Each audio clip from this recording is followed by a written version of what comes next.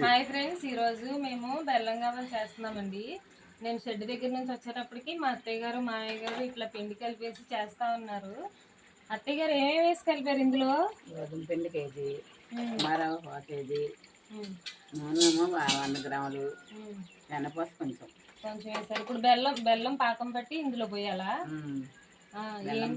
ఎందుకంటే చేస్తున్నారు ఇప్పుడు ఇవి ఇంత స్పెషల్గా? మనం హాస్టల్ వేసాం, రమ్మన్నారని రేపు ఆదివారం పట్టుకెళ్తాను కానీ చేస్తున్నారా? అందుకే ఇద్దరు బాగా కష్టపడిపోతున్నారా?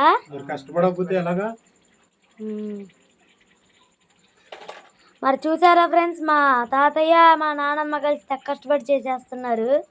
మా తాతయ్య నానమ్మ కోసం ఒక లైక్ చేసి సబ్స్క్రైబ్ చేసుకోండి, కొద్దిగా సపోర్ట్ చేయండి.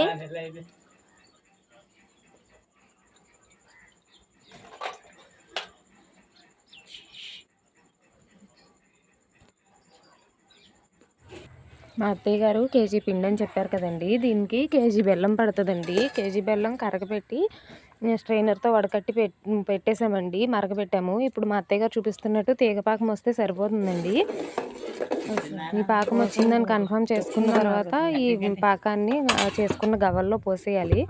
ఆ గవ్వలు ఈ పాకం ఆరేంత వరకు తిప్పుతూనే ఉండాలండి. ఇది తిప్పడం ఆపితే మధ్యలో అవి ఒకదానికొకటి అంటుకుపోయి తినడానికి విడిరావండి. మళ్ళీ బాగా కలిసిన తర్వాత తిప్పుతూనే ఉండాలండి ఆరే వరకు.